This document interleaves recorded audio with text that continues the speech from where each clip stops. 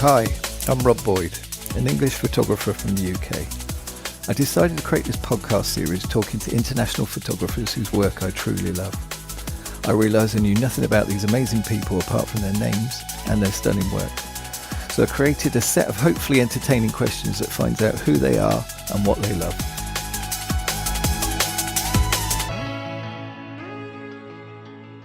Hi Mark, thanks for joining me. I'm glad you can make it, mate, and good to see you here. Yeah, no, it's a pleasure to be part of this. I'm excited for it. Good, excellent. So if you can start with your name and your Instagram name, that'd be amazing, mate. Right, so my name's Mark Seal and my Instagram is the Black and White Seal. Yeah, and you do black and white very well as well. And there is a bit of colour in there, but you know, your black and whites do jump out. Yeah, when I started off, I was black and white, but yeah, it's not totally just black and white, but they say the exception makes the rule, don't they?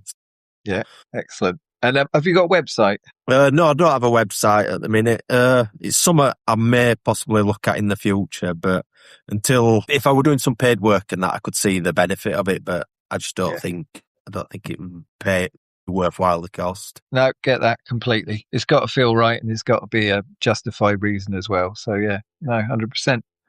So where do you live? I live in a village called Greetland, which is part of Halifax. If you've not heard of Halifax, it's in between Manchester and Leeds, roughly. If you've ever travelled on the M62, there's a farm in the middle of the motorway where it splits and actually goes round it. It's quite well known.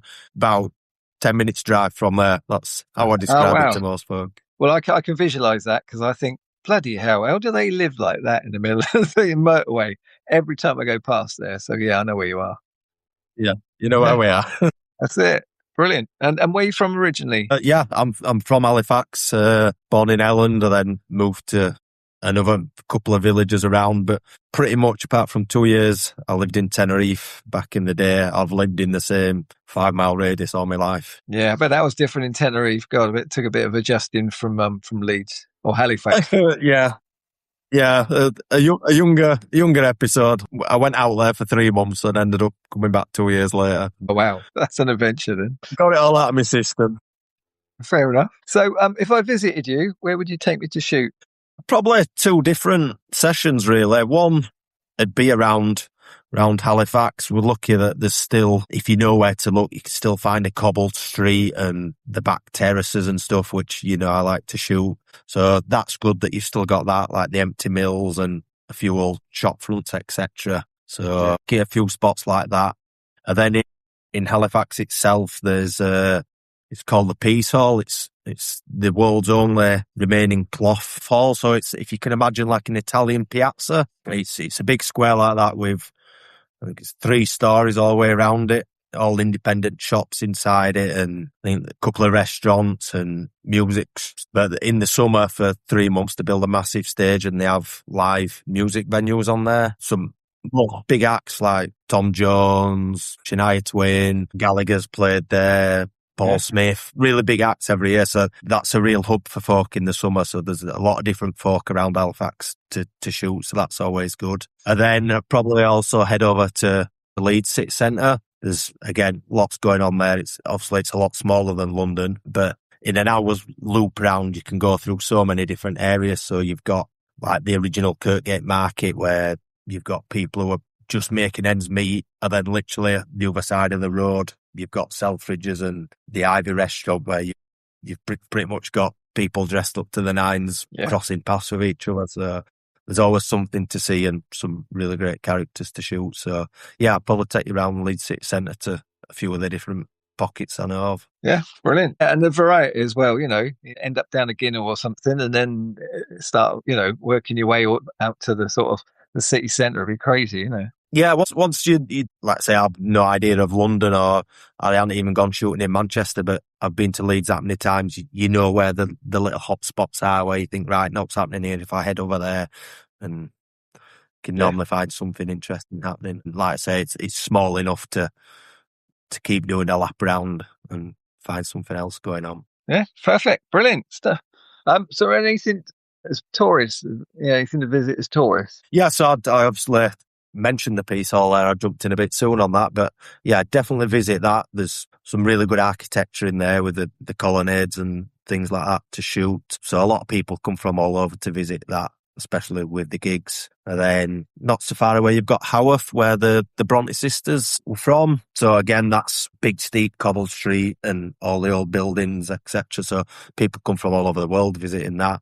And you've got then the moors there with the big open wide landscapes. So that gets a lot of people in. And then again, back to Leeds, you've got your various museums and what you get in every city. So that people visit there. Yeah, brilliant. A lot of history. I mean, obviously, Yorkshire's got steeped in history.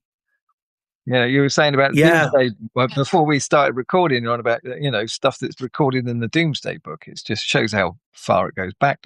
Yeah, so the local next village on Elland, which is only 10 minutes away, where I do a lot of shooting, that's named in the Doomsday Book, and there is still an odd pocket of old buildings in there. It has been quite developed in the 60s, 70s, when they knocked loads of old buildings down and put up a load of concrete flats and blocks like that. So that spoiled a bit of a look. But on the flip side, I do quite enjoy shooting stuff like that with the contrast between the old and the new.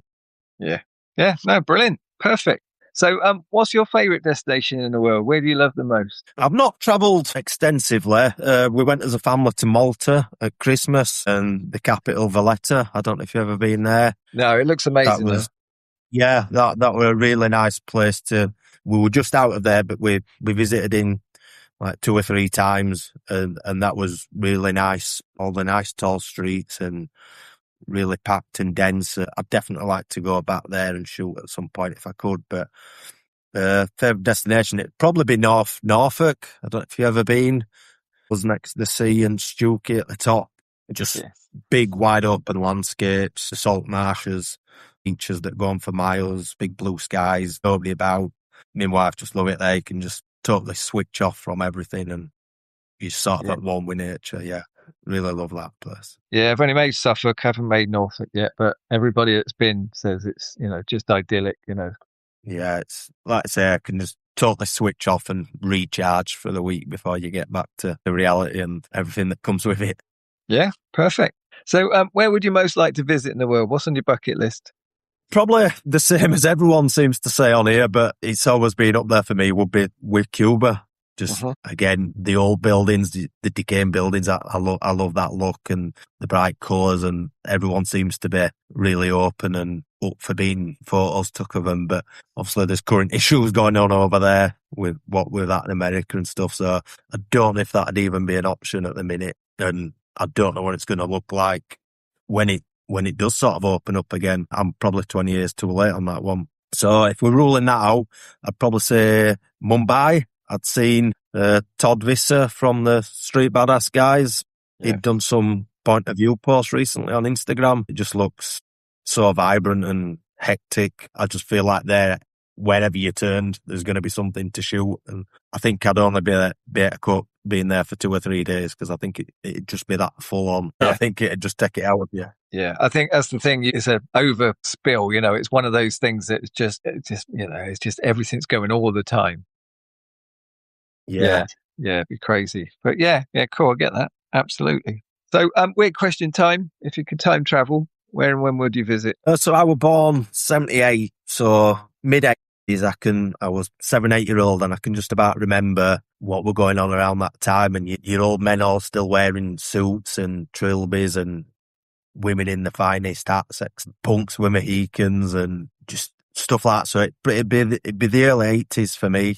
I just feel like there was so much social change going on and stuff as well, but still the old 60s, 70s stuff, but also like your yuppies coming in. It was a real time of change. I think there were a lot of juxtapositions going on between fashion and buildings and people. Yeah, I think there'd be some really good stuff to be had from there, which obviously there is a lot of people that have shot that in the past when you look at the books, and I think I'd like to have a shot at doing that. Yeah, definitely. Yeah, perfect choice. No, I totally get that. Obviously, I'm of that era, I'm that age, and I get that completely. So yeah, brilliant. So if you could photograph anyone in history, who would you shoot? Again, this took some thinking of really, because I'm not really celebrity mad. I don't follow stuff like that really, and everyone that I could think of's already been shot.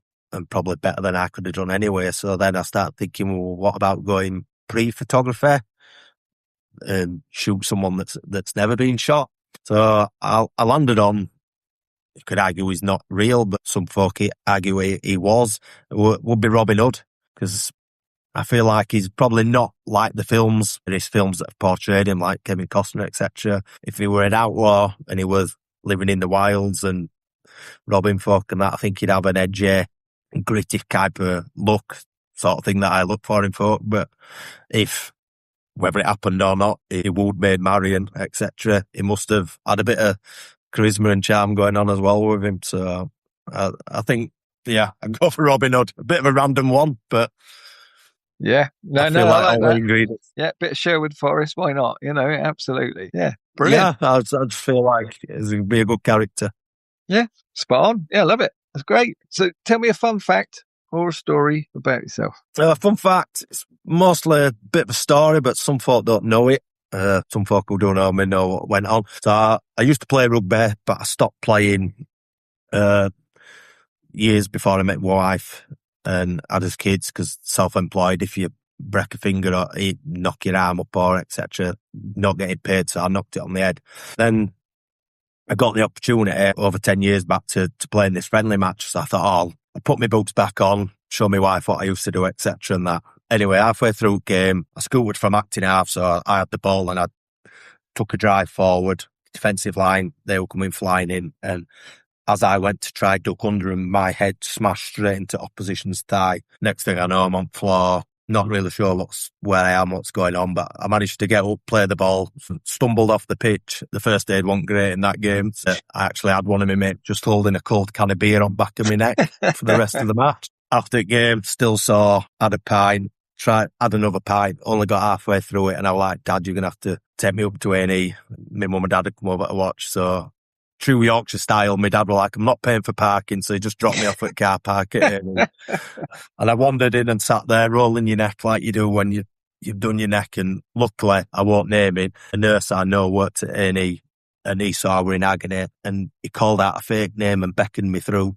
Asked what I'd done, I told him, and he said, right, don't move, just stay there. And within 10 minutes, I was being x-rayed. They did the first x-ray, and then as they were doing the second one, 6 of them burst in, grabbed hold of me. Do not move a muscle. Don't move. Just stay still. You broke your neck. And it turned out I'd fractured it in 2 places and also dislocated it. Oh. So basically, they managed to get me onto a bed, strap me down, neck blocks on, and then they transferred me over to Leeds. And the next morning did I think it was a 5-6 hour operation. Wow. Luckily, I've walked away from it. The surgeon at the time said what I'd done, I should have been paralysed from neck down. Yeah, it's crazy. But that's the difference between rugby players and football players. Between footballers and rugby players, you've always got somebody slapping a bit of cold something on the back of your head and get on with it. Just have a few more pints. Yeah. And, man up. You called the mechanical beer on the back of my neck, I think, was the difference. Wow. But so luckily I got away with it. Yeah, just short of a year off work and back at it. So wow. Yeah, that's a story, all right. I like that. Yeah, it's brilliant. Love that. That's great. So I know it's a weird question, but what's your favourite word? It's actually 2 words, but I would say up here in Yorkshire, it ends up sounding like 1 word. So the word would be bereaved, which covers quite a lot, really. So it can be used to say, like, everything will be okay. So say something really terrible's happened, your house is burnt down, you've nothing left. There's a chance Yorkshire person will go, bereaved. Even though they know it won't be, they'd still say that. Or you could use it, say you were building a flat back bit of furniture and there were a couple of screws left over, you're not sure where they've gone, you're bereaved.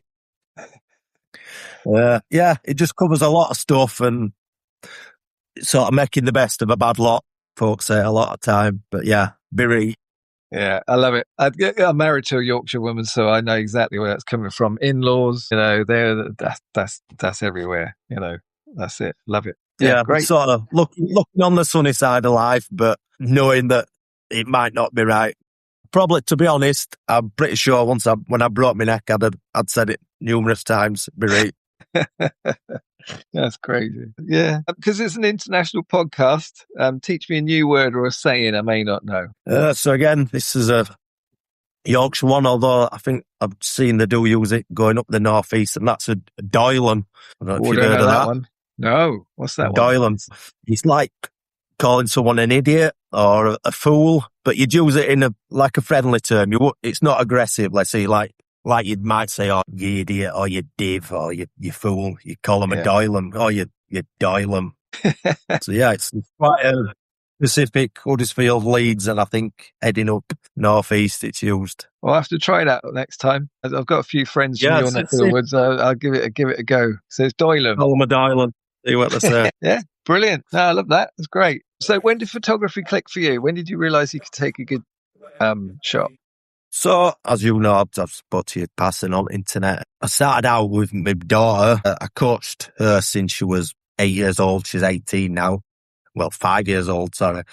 So, the majority of the last 13 years of my life, I've been coaching rugby Tuesday, Thursdays, Saturdays. I haven't had any time for anything else. And then over the last couple of years, she signed for Leeds Rhino. So, that was me stepping back from coaching. But then I became a taxi driver, basically, driving her over to Leeds. And while she did 3 hours of training, I was sat in a car park with nothing to do. I'd just got a new phone with a decent camera on it. And I thought, yeah, maybe I'll have a wander around, see what I can get some pictures of. So started doing that, like you do, some buildings and stuff you're finding interesting, etc.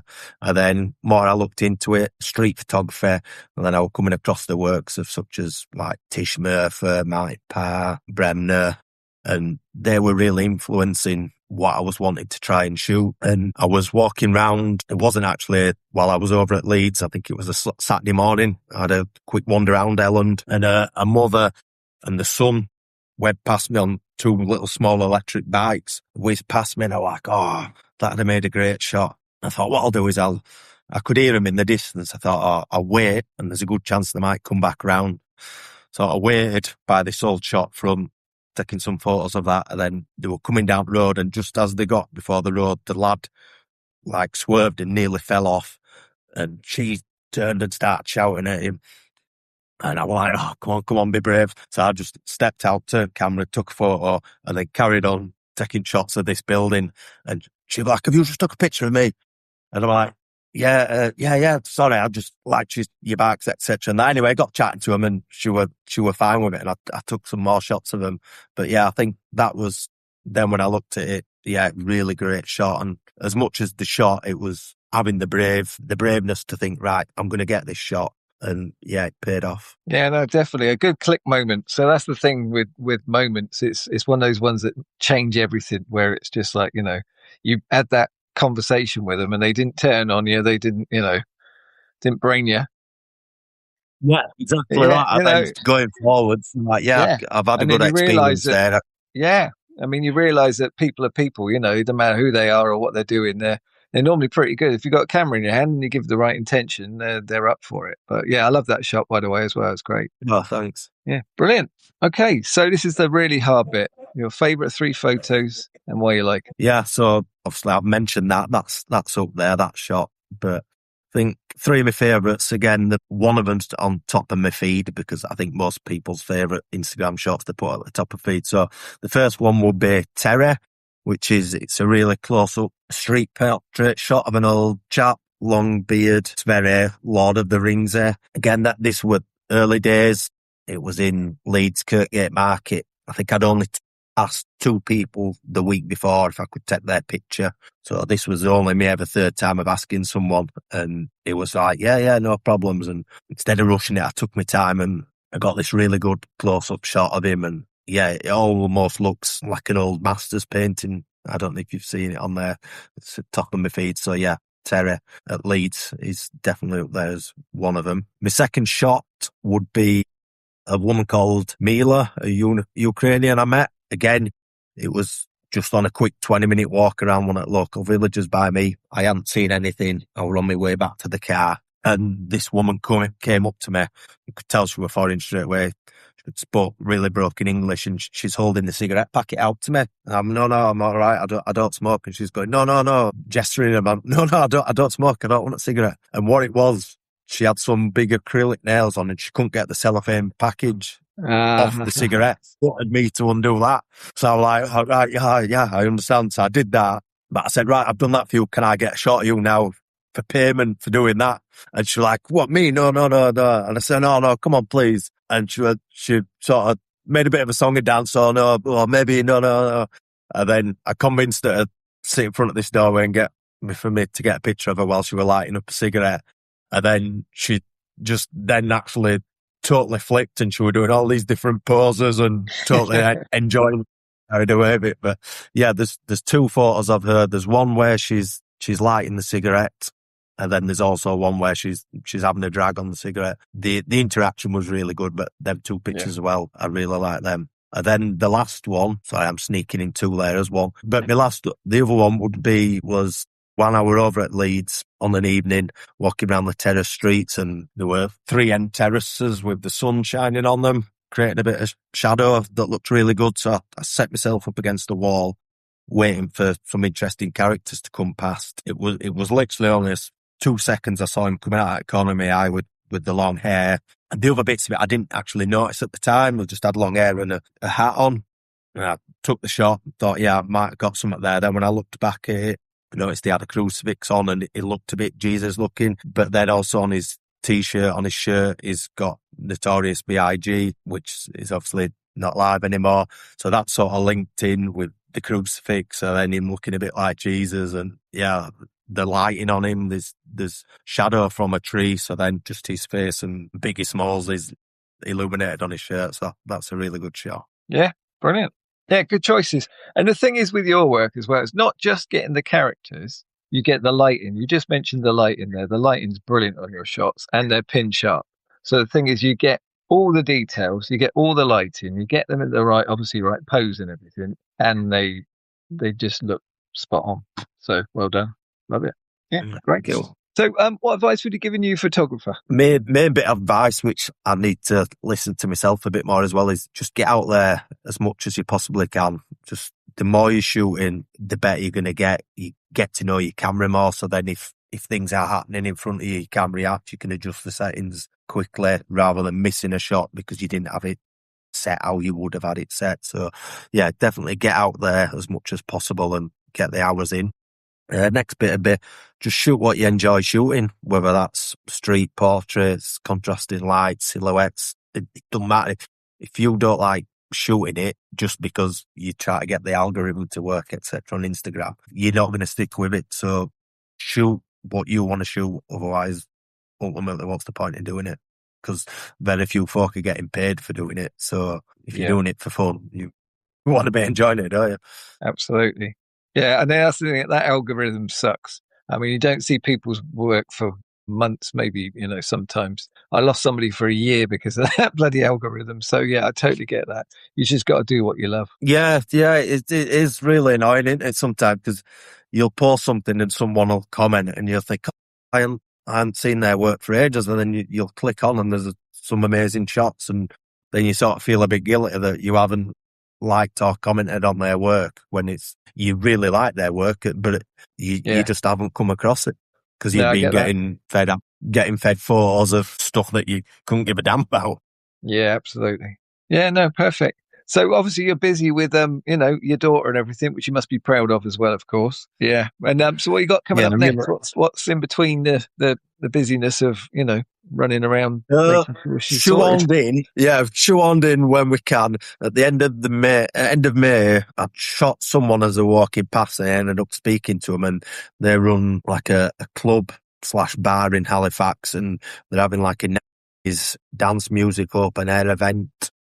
Wow. At the end of May, and they've asked if I'd do some photography for them. So I'm going to tackle that using a flash and try get some different angle. Sort of try to take my style and see what we can come up with there for them.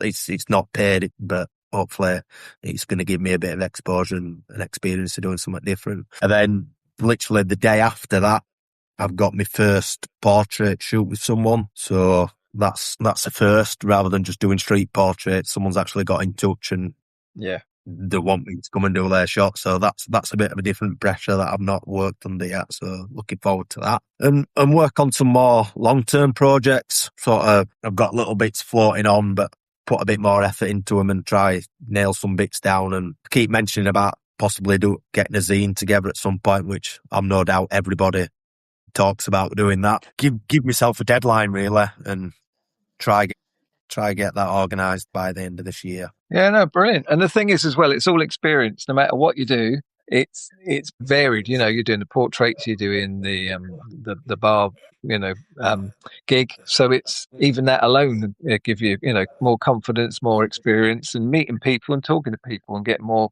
people you don't literally know where what avenues are going to open, do you? So no, the more say yes to everything. I think that's the key. Yeah, definitely. And I'm also down in London we spoke about early workshop, day workshop in October. So that's my first trip down to London since I've been doing photography. You will love it because they're a great bunch. They've got completely different ways of looking at things, but I think your style's so similar anyway that you're going to get a lot out of that. Yeah, hopefully I'll get lots from that. Yeah, brilliant. Well, thanks for being my guest. I really appreciate you being here. And then, it's making it work between everything else. It's finally getting here and talking and actually seeing you in person, which is great. Yeah, no, I really appreciate it, and supporting me on Instagram like you have done. No, not at all. Looking forward to listening to this and all your other ones, because they're really good, listening to your podcasts and seeing everyone's different points of view and what makes them tick and what's inspired them. It's really interesting stuff. Right, well, you take care and have a great evening, mate. I will do. Same again. See you later, Rob.